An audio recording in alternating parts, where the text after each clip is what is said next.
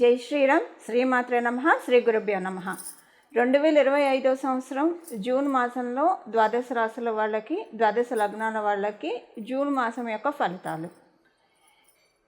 గోచర గ్రహస్థితుల్ని ప్రసాదించే గ్రహదేవతలు ఏ ఏ రాశుల్లో స్థితులు అయి ఉన్నారో ప్రథమంగా అవి పరిశీలిద్దాం మనం.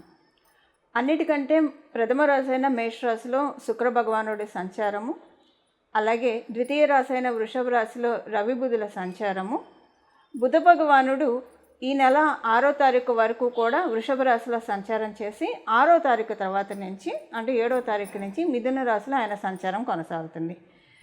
మిథున రాశిలో ఆయన సంచారము తర్వాత ఈ నెల 23వ తారీఖు మిథున రాశిలోంచి కర్కాటక రాశిలోకి ఆయన సంచారం జరుగుతుంది. అలాగే సూర్యనారాయణమూర్తి కూడా వృషభ రాశిలో జూన్ 15వ తారీఖు వరకు సంచారం చేసి 16వ తారీఖు నుంచి మిథున రాశిలోకి అడుగిడబోతూ ఉన్నాడు. ఇంకా అలాగే దేవగురువు అయిన బృహస్పతి మిథున రాశిలో సంచారం జరుగుతూ ఉంది. కర్కాటక రాశిలో మంగళ సంచారం జరుగుతోంది ఈ నెల 6వ తారీఖు వరకు కూడా. 6వ తారీఖు నుంచి కర్కాటక రాశిలో ఉన్న మంగళ సింహరాశిలోకి సంచారం సాగిస్తారు. సింహరాశిలో కేతు భగవానుడు మరియు కేతు భగవానుడు ఆల్రెడీ అక్కడ ఉన్నాడు. మంగళ కూడా 7వ తారీఖు నుంచి సింహరాశిలో సంచారం సాగిస్తూ ఉన్నారు. కుంభరాశిలో రాహు భగవానుడి యొక్క సంచారము, చివరిదైన మీనరాశిలో శనైశ్వరుడి సంచారం. ఈ గోచార గ్రహస్థితుల రీత్యా ద్వాదశ రాశుల వాళ్ళకే కానివ్వండి, ద్వాదశ లగ్నాల వాళ్ళకే కానివ్వండి ఎలాంటి ఫలితాలు ఉంటాయో మనం చూద్దాం. ఇప్పుడు మనం ఈ మాసం యొక్క ఫలితాలు ద్వాదశ రాశుల వాళ్ళకి ఎలా ఉంటుందో తెలుసుకుందాము. మీ రాశి ఏంటి అనేది, మీ జన్మరాశి ఏంటి అనేది మీకు తెలుస్తుంది. చాలామందికి తెలిసే ఉంటుంది. సో మీ రాశి తెలుసున్నప్పుడు మీ రాశి యొక్క ఫలితాలు తెలుసుకోండి. కొంతమందికి వాళ్ళ లగ్నం కూడా తెలిసి ఉంటుంది.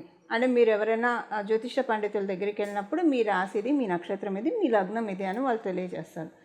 కొంతమందికి లగ్నం తెలిసి ఉంటుంది. లగ్నం తెలిసి ఉన్నప్పుడు మీది 12 రాశుల్లో ఏ రాశి అయినా సరే మీది ఏ లగ్నం ఉందో ఆ రాశి ఫలితాలు కూడా చూసుకోవడానికి ప్రయత్నించండి. ఇప్పుడు కొన్నిసార్లు రాశిలో బాగోకపోతే, రాశి ప్రకారం బాగోకపోతే లగ్నం ప్రకారం బాగా ఉంటే అక్కడ మీకు ఆ పర్టికులర్ పాయింట్స్ ఏవైతే రాశి ప్రకారం బాగాలేదో లగ్నం ప్రకారం బాగున్నది బ్యాలెన్స్ చేస్తుంది. రెండిట్లో బాగా ఉంటే సూపర్ స్ట్రాంగ్గా ఉన్నాయి అటువంటి పాయింట్స్ అని అర్థము. సో మీకు అసలు లగ్నం తెలియదు, మీ రాశి ఏది అదే చూసుకోండి ప్రశాంతంగా. మీకు లగ్నం తెలిసి ఉంటే మీ రాశి మీకు ఖచ్చితంగా తెలుస్తుంది. అప్పుడు మీ రాశి మీ లగ్నం రెండు చూసుకోండి. ఉదాహరణకి ఎవరిదైనా వృషభ రాశి అయింది, తులా లగ్నం అయింది, అప్పుడు మీరు వృషభ రాశి ఫలితాలు చూసుకోవాలి, మీరు తులా లగ్న ఫలితాలు చూసుకోవాలి. 12 రాశుల్లో మీరు ఏ లగ్నం పడినా సరే, మేషరాశి మొదలుకొని మీనరాశి వరకు ఏ లగ్నం మీద అయితే లగ్న ఫలితాలు కూడా చూసుకోండి. ఆ లగ్నం ఏ రాశికి సంబంధించి ఆ రాశి ఫలితాలు కూడా మీకు వర్తిస్తాయి. ఎలానో లగ్నం తెలిసిన వాళ్ళకి రాశి తెలిసే ఉంటుంది ఖచ్చితంగా. రాశి ఫలితాలు కూడా చూసుకోండి. ఈ రెండు తెలియని వాడికి ఓన్లీ రాశి తెలిసిన వాళ్ళు రాశి తెలిసిన వాళ్ళు ఎలాంటి ఇబ్బంది లేకుండా మీ రాశి యొక్క ఫలితాలు ఫాలో అవ్వడానికి ప్రయత్నించండి. కొంతమంది నామ నక్షత్రం ప్రకారం రాశిని ఫాలో అయ్యి చూసుకుంటారు. అలాంటి లిస్టులో మీరు ఉంటే అలా కూడా మీ రాశి ఫలితాలను మీరు చెక్ చేసుకోవచ్చు. కొంతమంది సన్సైన్ ప్రకారం ఫాలో అవుతారు. అప్పుడు మీరు ప్రత్యేకించి మూన్ సైన్ కాకుండా సన్సైన్ ఫాలో అయ్యే వాళ్ళైనా కూడా మీ మీరు పుట్టినప్పుడు ఏ రాశిలో ఉన్నారో ఆ రాశి ఫలితాలు మీరు చూసుకోవచ్చు. ఇక్కడ మీకు అసలు ఇవన్నీ కన్ఫ్యూజింగ్గా ఉన్నాయి అని అనుకుంటే, అంటే లగ్నం తెలిసిన వాళ్ళకైతే ఈ కన్ఫ్యూజన్స్ ఏమీ ఉండవు, ఇలాంటి తిక్కమక్కలు ఏమీ ఉండదు. ఒకవేళ తెలియని వాళ్ళు, ఒక రాశి తెలిసిన వాళ్ళు అయితే ప్రశాంతంగా మీ రాశి యొక్క ఫలితాలను తెలుసుకోండి. ఇప్పుడు మనం విడివిడిగా అన్ని రాశుల వాళ్ళకి ఈ మాసము గోచర గ్రహస్థితిలో ఉన్న దేవతలు ఎలాంటి ఫలితాలను ప్రసాదిస్తున్నారు అన్న విషయాన్ని మనం ఇప్పుడు చూద్దాం. ఈ మాసము ద్విశోభ రాశులు చాలా బలంగా ఉన్నాయి. దానికి కారణము ద్విశోభ రాశుల్లో ఒకటైన మీనరాశిలో శనైశ్వరుడు సంచారం చేస్తూ ఉన్నాడు.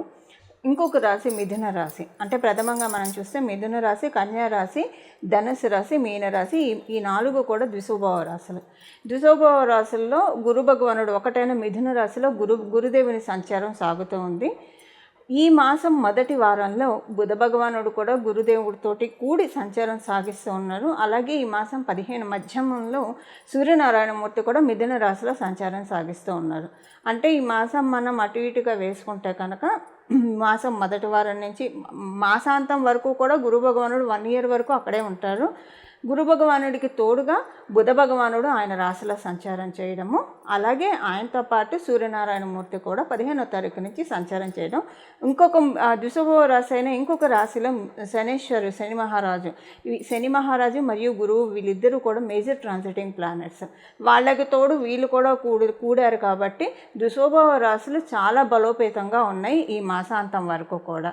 ద్విశుభ రాశులు బలోపేతంగా ఉండడం వల్ల మీకు ఎలాంటి రిజల్ట్స్ వస్తాయి అనేది ఇప్పుడు మనం విడివిడిగా ఒక్కొక్క రాశి వాళ్ళకి చూసుకుందాం. మిథున రాశి, మీ రాశిలో ఈ మాసం మీ రాష్ట్రాధిపతి గురు భగవానుడు సంచారం చేస్తున్నాడు, బృహస్పతి సంచారం, అలాగే మీ రాష్ట్రాధిపతి 7వ తారీఖు నుంచి మీ రాశిలో సంచారం, 15వ తారీఖు నుంచి సూర్యనారాయణమూర్తి సంచారము. మీ రాశిలో చాలా మంచి మార్పులు మీ రాశిలో పుట్టిన వాళ్ళకి జరుగుతున్నాయి. ఈ మార్పులు ఏ ఏ అంశాల్లో మనం ఇప్పుడు ఒకసారి చూద్దాం.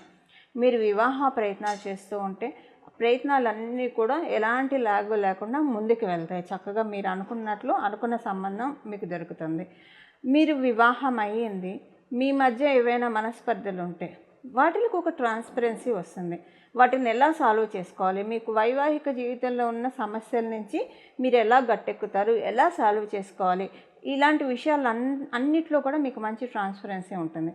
అలాగే సంతానానికి సంబంధించి కూడా సంతానాన్ని మీకు అంటే మీ కంట్రోల్లో ఉంటున్నారు సంతానము అనిపిస్తుంది. అంటే ఒక్కొక్కసారి కొంతమందికి సంతానం మొండి వైఖరి ప్రదర్శించడం కావచ్చు, లేదా సంతానము సరిగ్గా చదవడంలో కావచ్చు, మందకొడిగా ఉన్నారు, అనుకున్న లెవెల్లో ఆశించిన లెవెల్లో వీళ్ళు ఉండట్లేదు అని బాధ ఉంటుంది. సో సంతానానికి సంబంధించి మీకు ఎలాంటి కలతులు, ఎలాంటి చిక్కులు, ఎలాంటి బెంగ ఉన్నా సరే అవన్నీ కూడా తొలగిపోయే శుభ సమయం ఈ మాసము. వీటన్నిటిలోంచి కూడా మీరు బయటపడతారు. ఇంకొకటి ఏంటంటే సంతానానికి సంబంధించి మీరు కొన్ని ఇంపార్టెంట్ డెసిషన్స్ తీసుకొని అవి మీలోనే ఉంచకుండా మీ సంతానానికి అవి షేర్ చేయడం ఒకటి. తద్వారా ఏంటంటే వాళ్ళని మీరు ఒక మంచి గైడెన్స్ ఇవ్వడం ద్వారా సంతానం యొక్క పురోభివృద్ధి, సింపుల్గా చెప్పాలంటే సంతానం యొక్క పురోభివృద్ధి ఈ మాసం చాలా బాగా ఉంది. ఇది మీకు జ్యేష్ఠులు అంటే సహజంగా ఇవాళ రేపు మనం ఈ మధ్యకాలంలో మనం చూసుకుంటే ఏ కుటుంబంలో చూసినా 2 పిల్లలు కామన్గా ఉంటున్నారు. 2కి మించి ఉండట్లేదు. కొంతమందికి ఒక్కళ్ళు ఉంటున్నారు, కొంతమందికి 2 ఉంటున్నారు. మీరు ఒకళ్ళున్నా బాగుంటుంది, 2 ఉంటే ఇంకా బాగుంటుంది. అంటే ప్రత్యేకించి 2వ సంతానానికి, ప్రథమ సంతానం కంటే 2వ సంతానానికి బాగుంటుంది. 2వ సంతానము మీ డైరెక్షన్లో వెళ్ళడానికి సిద్ధంగా ఉంటారు, మీరు చెప్పిన మాట వినడానికి సిద్ధంగా ఉంటారు. ప్రథమ సంతానం విషయంలో ఆ విషయం మీరు చూసినా సరే కొంచెం ఎక్కడో ఒక డిఫరెన్సెస్, ఫండమెంటల్ డిఫరెన్సెస్ మీ ఇద్దరి మధ్య ఉన్నట్లు మీకు సుస్పష్టంగా తెలుస్తుంది. ఇది సంతానం ఉన్న వాళ్ళకి. సంతానం లేని వాళ్ళకి, సంతానం కోసం ప్రయత్నిస్తున్న వాళ్ళకి ది బెస్ట్ టైం ఇది. అలాగే సంతానం అసలు ఇంకా మీకు మ్యారేజ్ కాలేదు, అప్పుడు ఏంటంటే మంచి డెసిషన్ మేకింగ్కి ఇది చక్కటి సమయం అన్నమాట. మంచి డెసిషన్స్ మీరు తీసుకోగలుగుతారు. మీ బుద్ధి బలంతో మీ యొక్క లైఫ్ని మీరు చక్కగా డిటర్మైన్ చేసుకోగలుగుతారు. ఇది ఉద్యోగస్తులు అయితే ఎక్కడైనా మీకు అంటే ఏం చేస్తే మిమ్మల్ని మీరు ప్రమోట్ చేసుకోగలుగుతారు, మనని మనం ఎలాగ ఏ ఫేస్లో మనం ఉంటే మనని మనం అప్గ్రేడ్ చేసుకోగలుగుతాం. మంచి బ్యూటిఫుల్ థాట్ ప్రాసెస్. సింపుల్గా చెప్పాలంటే మిథున రాశి, మిథున లగ్నంలో పుట్టిన వాళ్ళకి గోచారంలో ఉన్న గ్రహ దేవతలు కలిగిస్తున్నాయి. ఆర్థికంగా బలోపేతమయ్యే సమయము. మీ లైఫ్ పార్ట్నర్కి మీ జాతకం ప్రకారం చాలా బాగా ఉంది. మీరు వివాహితులైతే, మీరు ఆడవాళ్ళు అయితే మీ హస్బెండ్కి ధనపరంగా బాగుంటుంది. మీరు మగవాళ్ళు అయితే కనుక మీ కళత్రానికంటే మీ స్పౌస్కి బాగుంటుంది. ఇన్ కేసు తను వర్కింగ్ ఉమెన్ అయితే తనకి బాగుంటుంది. ఉదాహరణకి తను వర్కింగ్ కాదు, హౌస్ వైఫ్ అయితే మీ కళత్రానికి, ఒకవేళ మీరు మగవాళ్ళు అయితే మీ ఇంట్లో మీ వైఫ్ వర్కింగ్ అయితే కనుక తనకి మంచి గుడ్ న్యూసెస్ వింటారు. ఉదాహరణకి తను హౌస్ వైఫ్ అనుకోండి, అప్పుడు అది మీకే అప్లికేబుల్ అంటారు. అంటే మీకు బాగుంటే తనకి బాగున్నట్లే కదా. అంటే జనరల్గా చెప్పుకుంటే ఇంట్లో అందరికీ బాగుంటే ఆడవాళ్ళకి బాగున్నట్లే. సింపుల్గా మనం చెప్పాలంటే భర్తకి, పిల్లలకి బాగుంటే వాళ్ళకి బాగున్నట్లే. సో అలా మీకు ఇది అప్లికేబిలిటీ ఉంటుంది. ఈ విధంగా గోచారంలో ఉన్న గ్రహస్థితులు ఒక రకంగా చెప్పాలంటే మీకు గత ప్రత్యేకించి 2 monthsగా ఇంట్లో అయితే అస్సలు మనశ్శాంతి లేదండి. అంటే ఇంట్లో మీ జన్మజాతకం బాగా ఉంటే ఓకే, మీకు అసంతృప్తి ఉంటుంది. అప్పుడు మనశ్శాంతి లేకపోవడం అయితే ఉండదు, అసంతృప్తి ఉంటుంది. అబ్బాయి ఇప్పుడు ఇంటికి వెళ్ళాలి, ఎందుకు ఇంట్లో ఉండబుద్ధి కాదు, ఎటన్నా అంటే ఇంట్లో ఉండబుద్ధి కాదంటే ఇంట్లో అంతా బాగానే ఉంటుంది, ఒక అసంతృప్తి ఉంటుంది, ఏది ఎవరికి చెప్పలేరు, అసలు ఇదమిత్తంగా ఇదని మీకు కూడా అర్థం కాదు. దాంట్లోంచి బయటకు వస్తారు. మీ జన్మజాతకంలో ప్రస్తుతము బాగోకపోయి ఉంటాయి, గడిచిన 2 months మాట నేను చెప్తున్నాను, ఇప్పటి మాట కాదు. అప్పుడు ఎలా ఉంటుందంటే అప్పుడు మీకు అసంతృప్తి, మీ జన్మజాతకం బాగుంటే అసంతృప్తి ఉంటుంది ఇంట్లో. మీ జన్మజాతకం బాగోకపోయి ఉంటే కనుక గడిచిన 2 monthsలో అస్సలు అంటే ఒకరోజు కూడా ప్రశాంతంగా భోజనం చేసింది ఉండదు, వేళ పట్టున నిద్రపోయిందే ఉండదు. ఏదో ఒకటి అదర్ థింగ్ డిస్టర్బింగ్ ఫ్యాక్టర్స్ బాగా ఇబ్బంది పెట్టేసాయి మిమ్మల్ని. ఇప్పుడు ఇదంతా ఎందుకు చెప్తున్నానంటే గడిచిన 2 మాసాల్లో ఇదంతా చూశారు కదా, సో పెయిన్ ఒకటి మీరు చూశారు. ఇప్పుడు పెయిన్ నుంచి రిలీవింగ్ అనమాట, ఒక మంచి యాంటీబయాటిక్ నేచర్ ఇస్తూ ఉంది మీకు. దానివల్ల ఏంటంటే పెయిన్ నుంచి రిలీవ్ అయ్యి హీల్ అయ్యి ఇంట్లో అమ్మయ్య ప్రశాంతంగా ఉంటారు. మీ ఇంట్లో మీరు ప్రశాంతంగా వేళ పట్టున 4 ముద్దలు తినగలుగుతారు, ప్రశాంతంగా పడుకోగలుగుతారు. ఈ విధంగా మిమ్మల్ని గోచారంలో ఉన్న గ్రహస్థితులు చక్కగా సూచిస్తున్నాయి. లక్ష్మి యొక్క అంటే శుక్ర భగవానుడు మీకు లాభస్థానంలో సంచారం చేస్తూ మంచి లక్ష్మీ యోగాన్ని కూడా కలిగిస్తూ ఉన్నారు. అంటే ఫైనాన్షియల్ మ్యాటర్స్లో చక్కటి అనుకూలతల్ని కలిగిస్తూ ఉన్నారు. ఇవి ఈ మాసం యొక్క గోచార గ్రహస్థితుల ఫలితాలు మిథున రాశి, మిథున లగ్నంలో పుట్టిన వాళ్ళకి. ఈ మాసంలో ద్విశోభవ రాశుల్లో అత్యంత బలీయంగా ఉన్నది మిథున రాశి. మనం కాలపురుషుడి కుండలిలో చూసుకుంటే కనుక మిథున రాశి మన భుజాలను సూచిస్తుంది. అంటే ఏదైనా ఒక కార్యం వాళ్ళు భుజాల మీద వేసుకొని వాళ్ళు నడిపిస్తున్నారు, ఇలా మనం జనరల్గా చెప్పుకుంటూ ఉంటాం కదా. ఇప్పుడు కాలపురుషుడి కుండలి ప్రకారం మనం చూసుకుంటే అన్ని రాసుల వాళ్ళకి కూడా ఈ పాయింట్ అప్లికేబిలిటీ ఉంటుంది. అంటే మనం ఏదైనా ఇంపార్టెంట్ పనులు తలపెడితే అవన్నీ కూడా శీఘ్రంగా, అతి శీఘ్రంగా, అంటే అతి వేగవంతంగా అవ్వడానికి దేవతల యొక్క ఆశీస్సులు మనందరి పట్ల చాలా బాగా ఉన్నాయి. అయితే ఇప్పుడు దేవతల యొక్క ఆశీస్సులు బాగా ఉన్నాయి కాబట్టి ఎలానూ తలపెట్టిన కార్యాలు నెరవేరడం అయితే తథ్యము. కాకపోతే మీ యొక్క జన్మగ్రహ స్థితులను అనుసరించి ఒకవేళ జన్మగ్రహస్థితులు బాగా ఉన్నా, ఒక్కొక్కసారి అనుకూలమైన గ్రహదశలు రాకపోయినా సరే జన్మగ్రహస్థితులు బాగా ఉన్నా ఆ ఫలితాలను అయితే పర్టికులర్ ఫలితాలను అయితే పూర్తిగా చూడలేరు. ఎప్పుడైనా సరే మనకి దశ అంతర్దశల్లోనే మనం ఫలితాలను చక్కగా చూడగలుగుతాం. ఏ గ్రహం ఇచ్చే ఫలితాలు మనం చూడగలుగుతాం. మన జాతకంలో రాజ్య సంబంధ యోగం ఉందా, రాజయోగాలు ఉన్నాయా, విపరీత రాజయోగం ఉందా, నీచభంగ రాజయోగం ఉందా, కొన్ని వందల యోగాలు ఉన్నాయి మనకి పరాశర సంహిత ప్రకారం. కానీ అవి యాక్టివేషన్ పాయింట్స్ ఉంటాయి.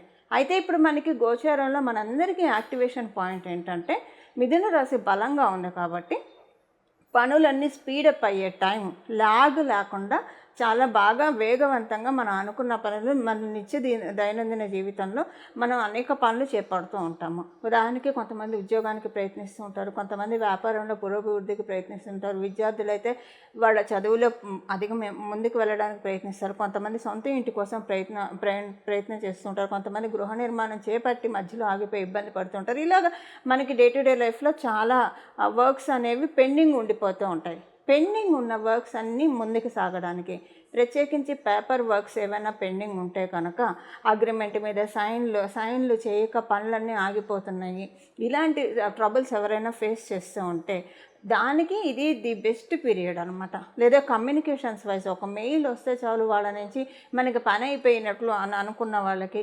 సో ఇలాగా తదితర అంశాలను మనం పరిగణనలోకి తీసుకుంటే ద్వాదశ రాశుల వాళ్ళకి, ద్వాదశ లగ్నాల వాళ్ళకి ది బెస్ట్ టైం ఇది. మన పనులు గోచారంలో మనకి గ్రహదేవతల అనుకూలత బాగా ఉంది కాబట్టి ఇప్పుడు ఈ చిన్న మంత్రాలు, ఇప్పుడు నేను చెప్పబోయే నామాన్ని, మంత్రం కూడా కాదు, నామాన్ని జపించడం వల్ల మనం అనుకున్న పనులన్నీ కూడా వేగవంతంగా అతి శీఘ్రంగా అవ్వడానికి చక్కటి సదవకాశాలు ఉంటాయి. ఇప్పుడు ఈ నామం ఏంటో మనం చూద్దాం. మీరు ఉదయాన్నే స్నానం చేసిన వెంటనే చక్కగా ఓంకారం చేర్చి జపించుకోవచ్చు. రోజుకి ఒక 108 సార్లు, 41 సార్లు కానీ 108 సార్లు కానీ, ఎంతోసేపు పట్టదు, జపించడానికి ప్రయత్నించండి. మీరు రోజంతా కూడా ఓంకారాన్ని తీసేసి ఉత్తగా నామంలాగా కూడా దీన్ని జపించవచ్చు. సో స్నానం చేసిన వెంటనే మీరు ఓంకారాన్ని చేర్చి జపించవచ్చు. తర్వాత మీరు రోజంతా కూడా ఇప్పుడు నేను చెప్పబోయే నామాన్ని జపిస్తే చాలా ఫలితాలు వస్తాయి. కాకపోతే రోజంతా జపించేప్పుడు ఓంకారం ఇలాంటివి బీజాక్షరాలు కానీ చేర్చకూడదు. ఎందుకంటే ఒకవేళ మీరు ఇంట్లోనే ఉంటారు, ఎవరితోటి కలవరు, బయటికి వెళ్ళరు, శుచిగా శుభ్రంగా ఇంట్లో ఉంటారంటే ఆహార నియమాలు అన్నీ పాటించే వాళ్ళైతే 24/7 అంటే మీరు మెలుకుతున్నంతసేపు బీజాక్షరాలతో జపించవచ్చు. నియమబద్ధంగా జపించాలి. బీజాక్షరాలతో జపించేప్పుడు లేనప్పుడు నామం జపించడంలో ఎటువంటి ఇబ్బంది ఉండదు. ఇప్పుడు ఈ నామాన్ని మనం తెలుసుకుందాం. గజాననాయ నమః, స్కందపూర్వజాయ నమః, సోమస్కందాయ నమః. గజాననాయ నమః, స్కందపూర్వజాయ నమః, సోమస్కందాయ నమః. గజాననాయ నమః, స్కందపూర్వజాయ నమః, సోమస్కందాయ నమః. మనం అనుకునే పనులన్నీ ముందుకు వెళ్ళాలంటే గణపతి యొక్క ఆశీస్సులు మనకి కావాలి. అందువల్ల గణపతికి సంబంధించిన మంత్రము ఎప్పుడైనా సరే స్కందుడు మన పనులన్నీ కూడా ముందుకు తీసుకెళ్తూ ఉంటాడు. మనకి ఏ పనులలో ఆటంకం రాకుండా పనులన్నీ ఎందుకంటే ఆయన దేవసైన్యాధ్యక్షుడు కాబట్టి పనులన్నీ వేగవంతంగా అవ్వడానికి మనల్ని బ్లెస్ చేస్తూ ఉంటాడు. అందువల్ల స్కంద పూర్వజాయ నమః అంటే స్కందుడికి పూర్వుడు ఎవరు? గజాననుడు. అంటే గణపతి యొక్క నీ యొక్క ఎల్డర్ సిబ్లింగు గజాననుడు అని మనం చెప్తున్నాం. ఆ మంత్రం యొక్క నామం యొక్క అర్థం ఏంటంటే సుబ్రహ్మణ్య స్వామి యొక్క అన్న గణపతి అని ఆ మంత్రం యొక్క అర్థం అన్నమాట. అది స్కందపూర్వజాయ నమః. అలాగే సోమస్కందాయ నమః. ఆయన సోముడి యొక్క పుత్రుడు కాబట్టి సోమస్కందాయ నమః. ఈ నామాలు మనము ఈ నెలంతా కూడా జపించుకోవడం వల్ల చాలా మంచి ఫలితాలు వస్తాయి. నేను చెప్పిన మాట గుర్తుపెట్టుకొని మీరు స్నానం చేసిన వెంటనే అయితే ఓంకారం చేర్చుకొని జపించవచ్చు. ఇది 108 సార్లు ఎవ్రీడే కనీసం జపించడానికి ప్రయత్నించండి. మీరు ఏ పనిలో ఉన్నా సరే ఈ నామాల్ని మనసులో జపించుకుంటే కనుక పనులన్నీ కూడా ఏవైతే మీకు వర్క్స్ అన్నీ పెండింగ్లో ఉన్నాయో, పనులన్నీ ఏవైతే పెండింగ్లో ఉన్నాయో అవన్నీ కూడా చక్కగా ముందుకు వెళ్ళడానికి చక్కటి ఆస్కారం గ్రహదేవతల దయ వల్ల దొరుకుతుంది.